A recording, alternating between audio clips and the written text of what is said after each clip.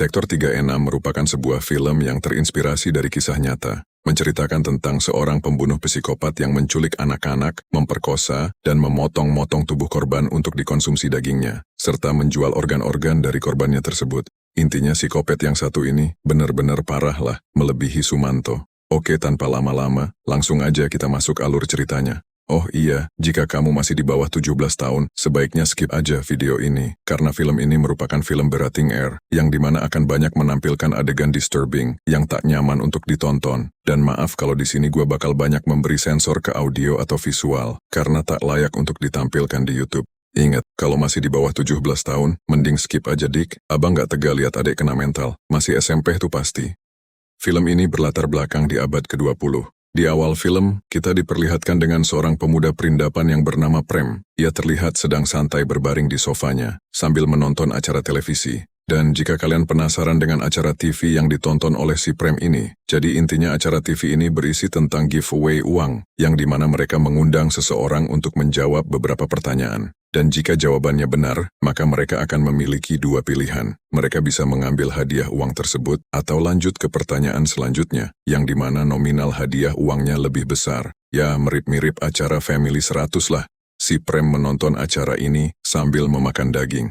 Hayu, daging apa ini kira-kira? Tetap stay di video ini kalau kalian penasaran. Di sini Prem bekerja sebagai pembantu rumah tangga. Alasan kenapa ia bisa santai tiduran di sofa sambil menonton TV, dikarenakan majikannya sedang di luar kota. Lalu kemudian Prem naik ke lantai atas sembari berbicara di HP bersama putrinya, yang saat ini tinggal di kampung bersama istrinya. Dan kemudian Prem pun menutup teleponnya. Ia mengambil pisau lalu menuju ke toilet. Di toilet tersebut terdapat seorang gadis sekolah yang tergeletak mati tak bernyawa, dan Prem pun memotong-motong tubuh gadis tersebut.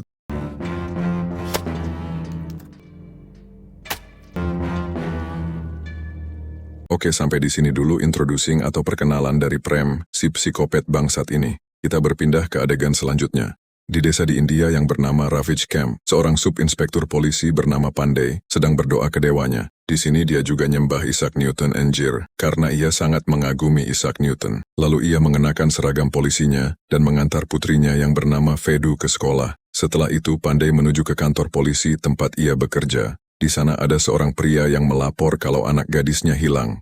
BTW anak gadisnya sebenarnya dah mati, dibunuh oleh Prem, seperti yang udah diperlihatkan di adegan sebelumnya. Pandey sudah familiar dengan kasus anak-anak hilang. Tiap hari pasti ada aja orang tua yang melapor anaknya hilang, hingga ia bosan dengan kasus tersebut. Pandey memberi uang ke pria ini untuk segera pergi dari kantornya, dan ia mengatakan kalau mereka akan berusaha mencari gadisnya yang hilang itu. Kemudian pria itu pun keluar dari ruangan Pandey. Ia juga memasang poster gadis hilangnya itu di mading kantor polisi. Next, kita pindah ke adegan selanjutnya. Di sini terlihat beberapa anak-anak yang sedang bermain kriket, sampai kemudian bola mereka jatuh ke paret. Ketika salah satu seorang anak yang bernama Ali hendak mengambil bola tersebut, ia menemukan tulang tangan yang ia duga adalah milik seorang anak kecil. Lalu ia memanggil orang dewasa sekitar dan polisi untuk memeriksa tulang tersebut. Anak buah Pandey datang ke lokasi duluan, dan mereka mengatakan kalau itu bukanlah tulang tangan manusia, melainkan tulang tangan monyet atau babun. Lalu tak lama, Pandey datang, dan ia mengkonfirmasi ke masyarakat di situ, kalau ini bukanlah tulang tangan manusia, karena mereka polisi tidak ada menerima laporan mengenai tangan seorang anak yang putus. Pandey juga melihat kalau paret tempat ditemukannya tulang tangan tersebut berasal dari arah paret rumah seorang Crazy Rich yang tinggal di Sektor 36. Sektor 36 adalah tempat perumahan yang ditinggali sama orang-orang berada. Pandey mengatakan ke masyarakat untuk tidak perlu khawatir, lalu ia memberi uang imbalan ke Ali. Di sini tanpa disadari oleh siapapun, Prem sebenarnya melihat perkumpulan masyarakat yang sedang berkumpul itu dari rumah majikannya. Ia melihat melalui lubang kaca pecah yang ada di situ. Lalu kemudian hari berganti menjadi malam. Ali yang sedang menonton TV, disuruh ayahnya untuk membeli telur. Di tengah jalan ia melihat Prem menawarinya sebuah coklat, dan Ali pun mengambil coklat tersebut. Hingga kemudian Ali disekap dan dibawa ke rumah majikan Prem. Ia menceritakan ke Ali apa yang akan terjadi ke dirinya selanjutnya. Seperti orang tua Ali yang akan mencarinya, dan dirinya yang akan digunakan Prem untuk melakukan aksi bejatnya.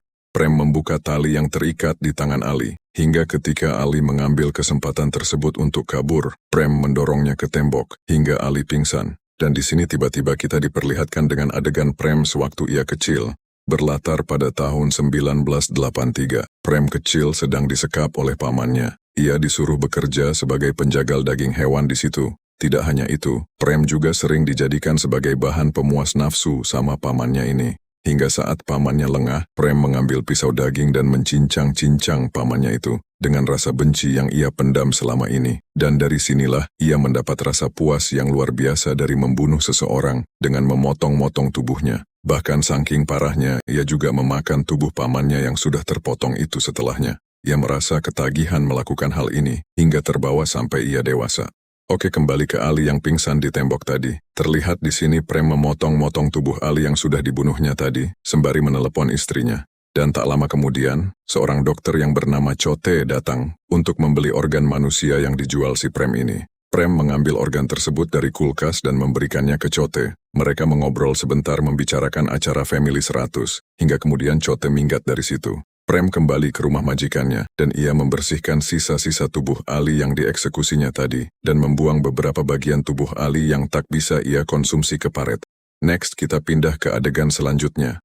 Majikan Prem yang bernama Basi sedang di luar kota. Basi sedang menyelenggarakan ulang tahun cucunya. Ia merayakan ulang tahun cucunya itu dengan happy, dan memakan kue ulang tahun yang disuapi oleh cucunya.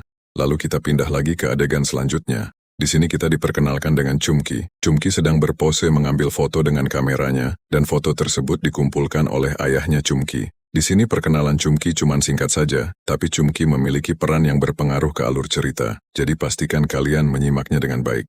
Kemudian waktu kita skip ke beberapa hari ke depan, Desa Rafiq Camp sedang mengadakan sebuah festival tahunan. Pandai beserta keluarganya melakukan persiapan untuk pergi ke festival. Sampai kemudian acara festival tersebut dimulai, anak beserta istri Pandai menonton drama panggung dari bangku penonton, sementara Pandai sedang berdandan di backstage, karena ia juga ikut dalam pertunjukan drama panggung. Di tengah-tengah berdandan, Pandai didatangi oleh seorang pria. Pria itu adalah ayahnya Chumki. Ia ingin melaporkan kalau putrinya sudah 4 hari menghilang tak pulang ke rumah, dan ia merasa khawatir. Namun di sini Pandai menanggapinya seolah-olah ia kurang peduli. Pandai cuman mengatakan, iya, besok bakal kami cari. Dan ayah Chumki yang geram karena Pandai tidak menanggapinya dengan serius mengatakan, bagaimana kalau ini putrimu yang hilang, Pak? Apakah kau akan biasa saja? Perkataan ayah Chumki ini memicut emosi Pandai. Pandai mengatakan kalau ia tak perlu membawa-bawa nama putrinya. Pandai merepet panjang lebar dengan ayah Chumki ini. Sampai ia tak sadar kalau ia melangkah demi selangkah keluar dari backstage dan menuju ke panggung pertunjukan. क्या बोला भाई?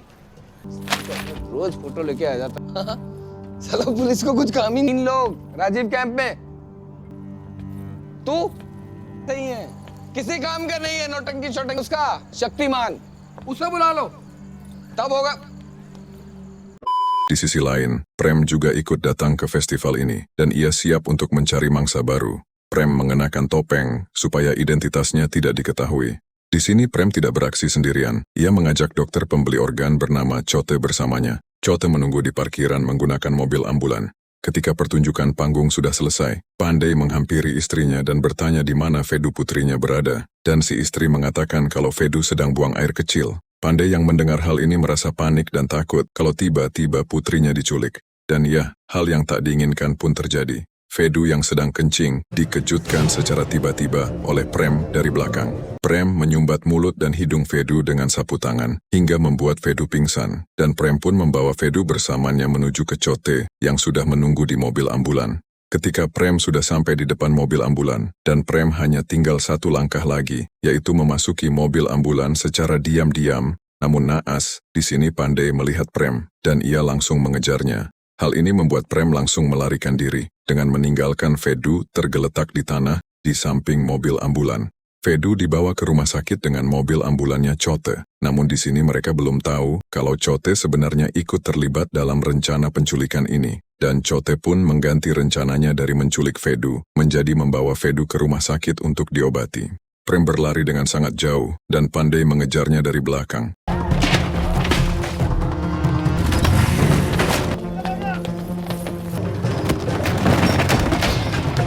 Hingga kemudian Pandai terjatuh dan Prem pun berhasil lolos. Prem memasuki rumah majikannya. Di sana ia mengambil kaset rekaman yang berisi aksi bejatnya untuk dikirim dan disimpan di rumah Prem yang ada di kampung, tempat putri dan istrinya tinggal. Hal ini dilakukan Prem untuk jaga-jaga jika misal polisi datang dan menganggapnya sebagai tersangka, yang berujung membuat rumah majikannya ini digeledah polisi untuk mencari barang bukti.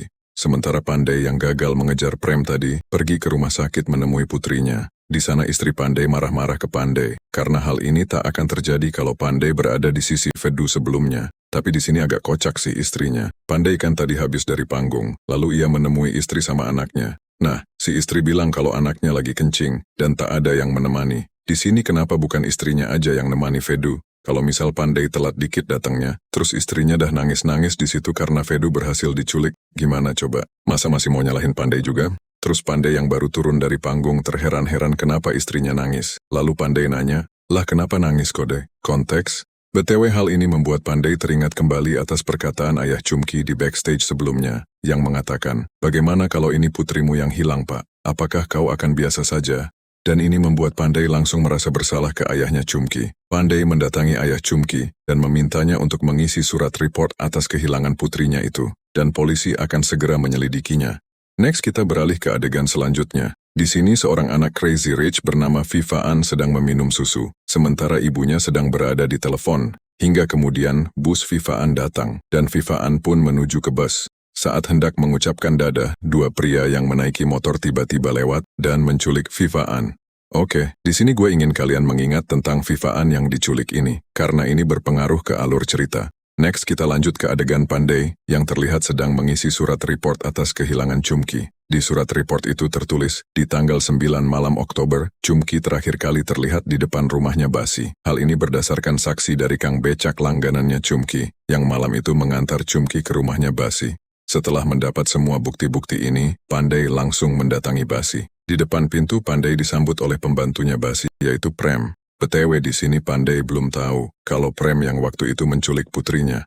Prem mengizinkan Pandey masuk dan menemui Basi. Di sini terlihat Basi sedang sarapan sambil menonton berita di TV mengenai Viva An anaknya Crazy Rich yang diculik. Basi menyuruh Pandey duduk. Sebelum mereka masuk ke pembahasan tentang Chumki, Basi cerita ke Pandey. Kepala polisi bernama Jawahar yang sedang diwawancarai di TV ini, dulu teman kuliahnya Basi, dan mereka masih menjalani hubungan akrab hingga sekarang. Dan setelah itu Basi mematikan TV. Ia bertanya ke Pandey mengenai apa keperluannya datang kemari. Pandey mengatakan kalau ia ingin bertanya mengenai Chumki yang datang ke rumahnya pada malam tanggal 9 lalu. Dan di sini Basi menjawab kalau saat itu ia tidak tahu apa-apa dikarenakan ia sedang berada di luar kota. Dan pembantunya yaitu Prem juga mengatakan kalau ia tidak melihat Chumki datang ke rumahnya pada malam 9 Oktober itu.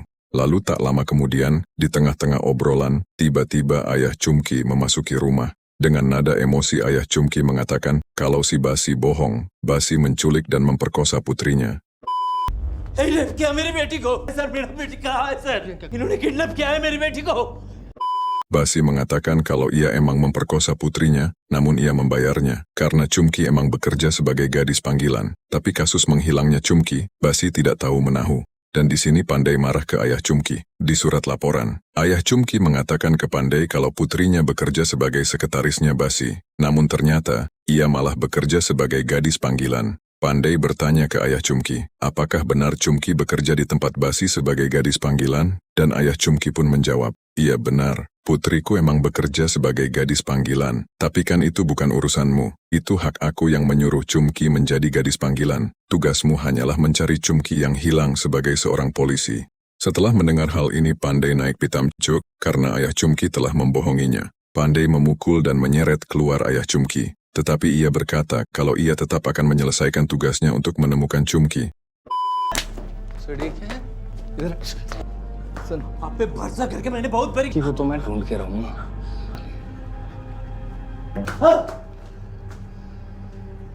Setelah itu Basi mendapat panggilan masuk dari Jawahar, yaitu kepala polisi yang merupakan atasan Pandey, serta teman baiknya Basi. Jawahar menelepon hanya untuk bertanya kabar saja ke Basi, dan Basi mengatakan kalau ia sedang di tengah interogasi dengan anak buahnya yang bernama Pandey, hingga kemudian Basi memberikan telepon ke Pandey, dan di telepon, Jawahar meminta Pandey untuk mendatanginya di kantornya. Kemudian Pandey pun minggat dari rumah Basi, dan ia diantar menuju ke pintu keluar oleh Prem. Pandey menuju ke kantor bosnya. Sesampainya di sana, bosnya ingin ia melupakan kasus Chumki yang sedang ia tangani ini. Karena lagian, Chumki hanyalah seorang gadis panggilan. Ada masalah besar yang bosnya ingin Pandai bantu tangani, dan ini sangat darurat. Si bos ingin Pandai ikut membantu mencari penculik Fafaan, anaknya si Crazy Rich. Namun Pandai mengatakan, kalau masih banyak masalah di Ravage Camp yang belum ia tangani, seperti banyaknya kasus anak-anak hilang. Dan kemudian si bos berkata, urusan anak hilang itu tak perlu terlalu diurusi. Mungkin saja mereka nggak hilang, melainkan dijual oleh orang tuanya sendiri. Di sini Pandai membantah dengan mengatakan, meskipun begitu, ia tidak bisa tutup mata dan kuping saja akan hal ini, ia tetap akan mencari mereka. Mendengar hal itu Jauhar pun memakluminya, baiklah kau boleh mengurusi kasus atau masalah yang ada di Ravage Camp, tetapi jangan coba-coba dekatin Basi lagi. Untuk masalah Chumki yang berhubungan dengan Basi sebaiknya kau lupakan saja. Dan setelah itu bosnya pergi menuju ke wawancara untuk berita di TV, sementara Pandai kembali ke kantornya di Ravage Camp. Sesampai di kantor, anak buah Pandai berhasil menangkap Kang Beca yang mengantar Chumki ke depan rumah Basi pada malam 9 Oktober lalu. Pandai mengatakan ke anak buahnya, suruh pulang aja Kang Becak itu. Kasus Chumki ini tak perlu ditindaklanjuti. Dan anak buah Pandai pun melaksanakan perintah Pandai. Ketika si anak buah hendak mengembalikan HP milik Kang Becak yang tadi ditahannya, Pandai mengecek HP tersebut. Di HP itu banyak terlihat hiasan manik-manik. Terlihat seperti HP seorang cewek, dan Pandai juga mengecek histori panggilan di HP tersebut. Di sini terdapat nama Prem, dan Pandai pun langsung mendapat petunjuk dari hal ini. Si Kang Becak menyatakan sebelumnya, kalau ia hanya mengantar Chumki sebagai supir langganan saja, ia tak ada hubungannya dengan Basi. Dan ternyata, pernyataan Kang Becak ini bohong. Ia ketahuan memiliki hubungan dengan pembantunya Basi, yaitu Prem. HP ini adalah barang buktinya.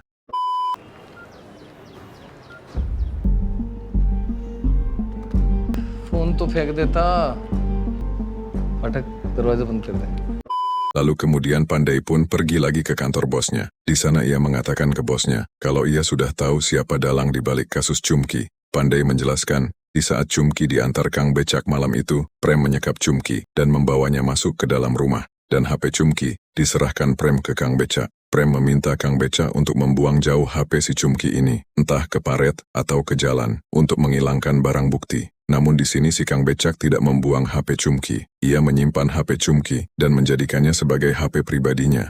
Jadi terkuak sudah, yang harus ditahan di sini adalah Prem. Dan ada kemungkinan juga majikannya Prem yaitu Basi, ikut terlibat dalam hal ini. Sementara di sini Kang Becak tidak mengetahui apa yang terjadi dengan Chumki. Kejahatan yang ia lakukan hanya menyembunyikan barang bukti dan ia akan dihukum ringan.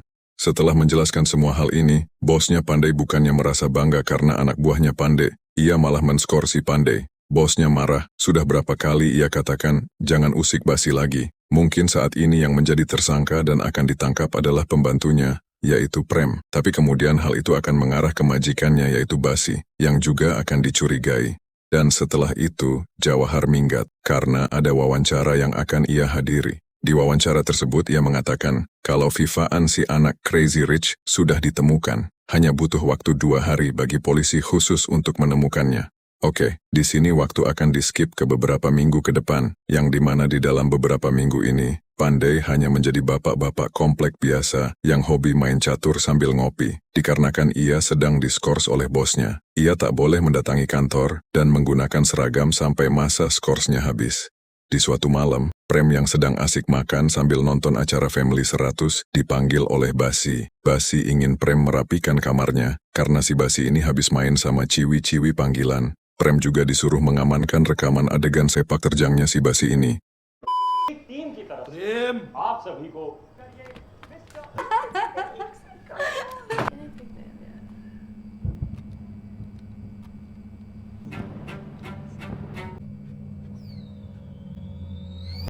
Lalu next kita pindah ke Pandai dan anak buahnya. Mereka dua ini sedang minum-minum di atap sebagai perayaan kecil. Karena hari ini adalah hari terakhir masa skors Pandai habis, dan ia akan bekerja seperti biasa esoknya.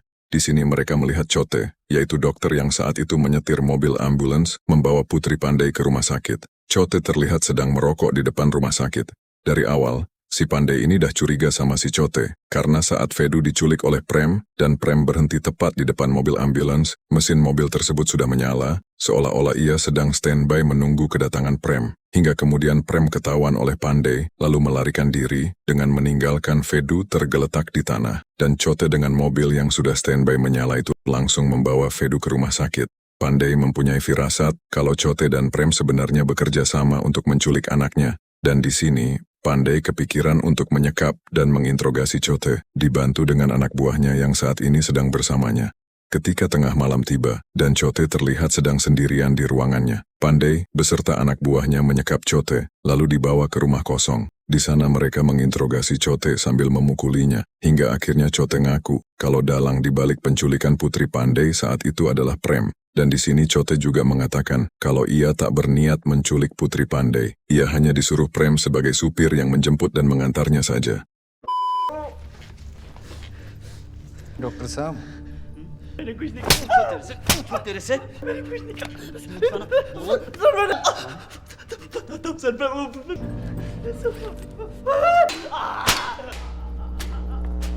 Lalu esoknya, Pandey mendatangi kantor bosnya. Di sana ia bertemu dengan inspektor polisi yang merupakan seniornya. Inspektor ini bernama Bhupen. Pandey memanggilnya sebelumnya karena ia butuh bantuan Bhupen untuk menangani kasus Chumki.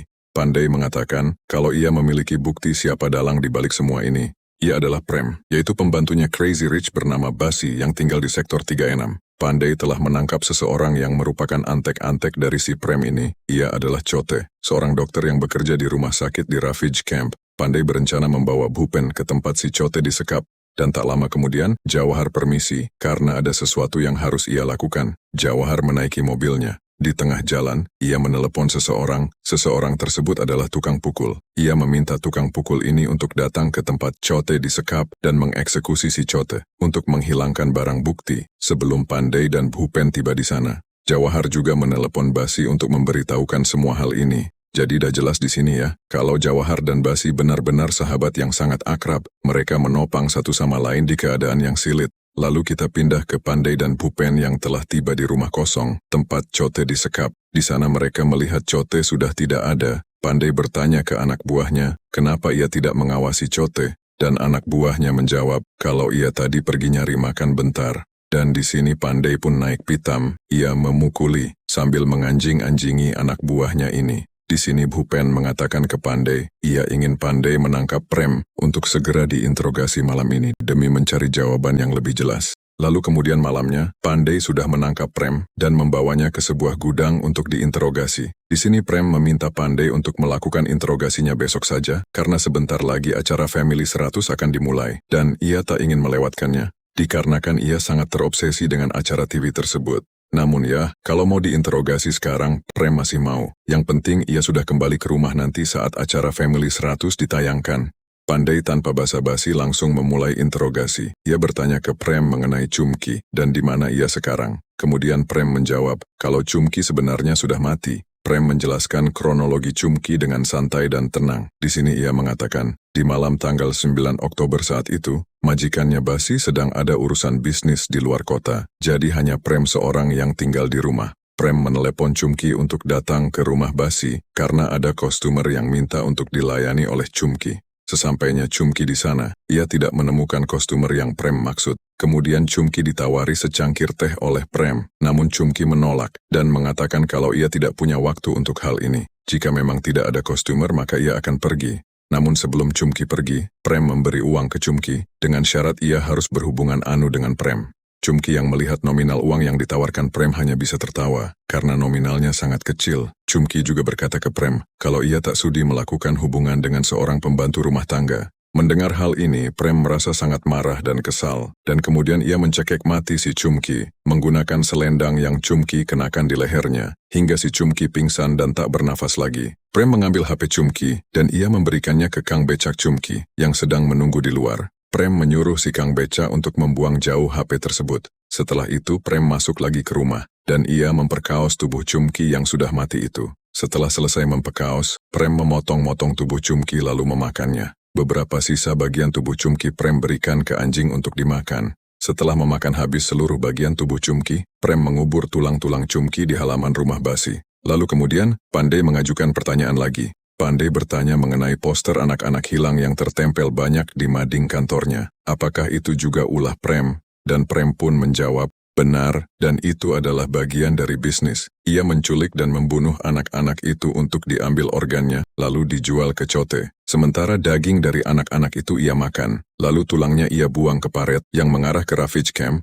Kemudian Pandey bertanya lagi, apakah bos Prem yaitu Basi juga ikut terlibat dalam semua hal ini? Namun Prem di sini mengatakan, kalau ia tidak bisa menjawab pertanyaan yang satu itu, dikarenakan alasan tertentu.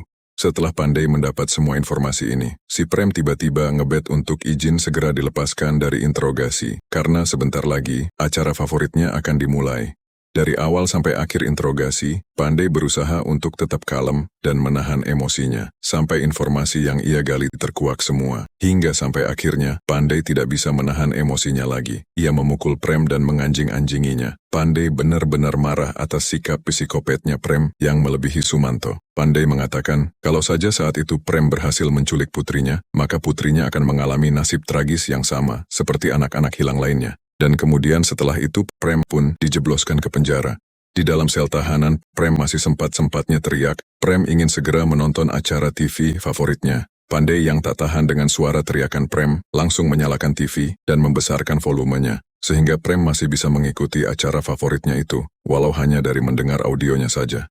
Lalu esoknya para polisi, Prem, beserta orang tua Chumki, berkumpul di halaman rumah Basi. Para polisi menggali tanah di halaman tersebut, yang dimana di dalam tanah itu, terdapat tulang-tulang Chumki yang dikuburkan oleh Prem sebelumnya. Prem mengambil alih canggul dikarenakan Pak Polisi nggak pandai menggalinya. Melihat tulang-tulang Chumki yang tergeletak di situ, orang tua Chumki langsung teriak menangis dengan rasa sedih yang sangat mendalam. Para polisi juga mengerahkan ekskavator untuk menggali paret di dekat rumah Basi, demi menemukan bukti kerangka dan tulang dari anak-anak yang telah dibunuh oleh Prem. Di sini juga terlihat para polisi menahan amukan para warga yang hendak menghancurkan rumah Basi.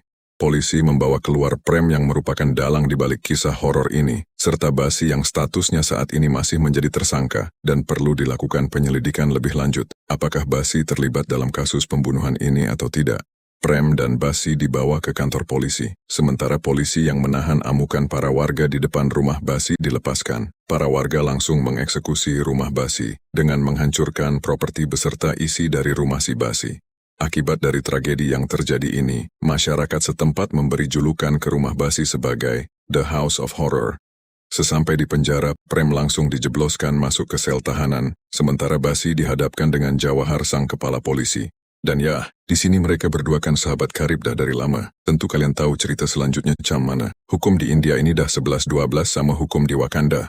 Pandey pulang ke rumahnya dan beristirahat. Ia duduk santai sambil memakan cemilan di atas kasurnya. Dan kemudian Pandey pun menyalakan TV. Di berita ia melihat, kalau pihak kepolisian dengan gercep sudah memutuskan kalau Basi dinyatakan tak bersalah. Pihak kepolisian mengkonfirmasi kalau Basi tidak ikut terlibat dalam kasus pembunuhan bersama Prem, dikarenakan Basi saat itu sedang berada di luar kota, dan hanya Prem sendiri yang melakukan aksi horornya itu sendirian di rumah Basi, tanpa sepengetahuan Basi. Dan pihak kepolisian juga tidak menemukan bukti kalau Basi ikut terlibat, sehingga ia akan segera dibebaskan. Pandey yang melihat hal ini langsung menelepon Bhupen atasannya untuk meminta izin menemui Prem di sel tahanan.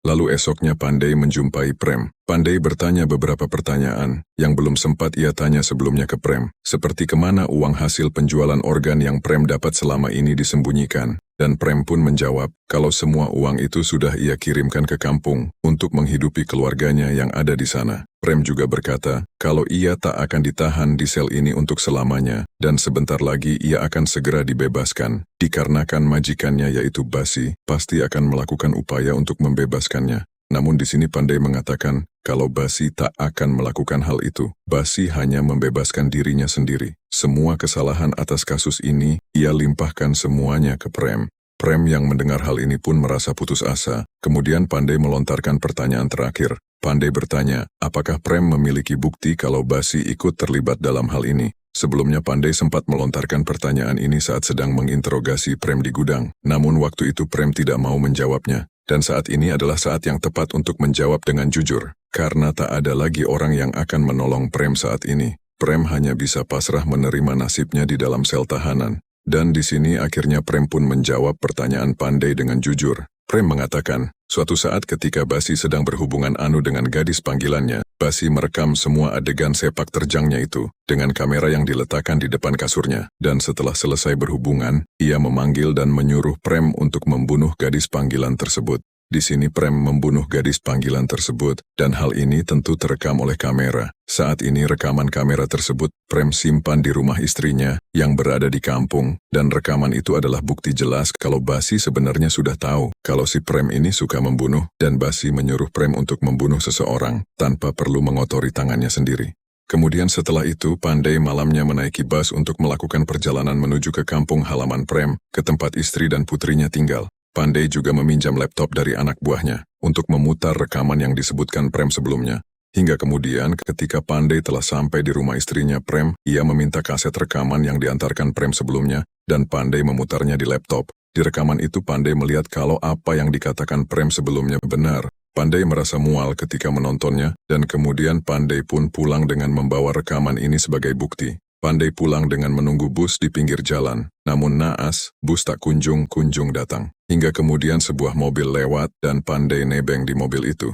Ketika hendak memasuki mobil, Pandey yang hendak duduk di bangku belakang, disuruh Pak Supir untuk duduk di bangku depan saja, dan Pandey pun duduk di bangku depan. Di perjalanan, Pandey ditanya oleh Pak Supir, apa pekerjaannya saat ini, dan Pandey pun menjawab, kalau ia saat ini masih menganggur. Lalu kemudian Pak Supir menyuruh anak buahnya yang di belakang untuk memberi sebuah foto ke Pandey. Di foto tersebut Pandey melihat dirinya yang sedang mengenakan seragam polisi. Pandey kebingungan akan hal ini, dan tak lama anak buah Pak Supir yang duduk di bangku belakang menusuki Pandey bertubi-tubi menggunakan obeng, serta menyobek leher Pandey menggunakan pisau. Di sini ternyata mereka ini sebenarnya adalah tukang pukul yang disewa Jawahar sebelumnya. Mereka ini adalah tukang pukul yang sama dengan tukang pukul yang mengeksekusi Chote sebelumnya. Dan ya, Pandey di sini mokat. Tukang pukul membuang bukti rekaman yang ada di tas Pandey itu ke jalan. Beberapa minggu berlalu semenjak kejadian itu, dan anak buah Pandey sekarang duduk di kursinya Pandey, menggantikan posisi Pandey sebagai sub-inspektor, dikarenakan Pandey tidak pernah terlihat lagi dan dinyatakan hilang. Dan ya guys, filmnya pun tamat sampai di sini. Terima kasih buat kalian yang sudah menonton sampai akhir tanpa men-skip. Love you bertubi-tubi. Jangan lupa untuk subscribe. Oh iya, kalian boleh request film apa saja yang selanjutnya harus gue rekap di kolom komentar. See you next time.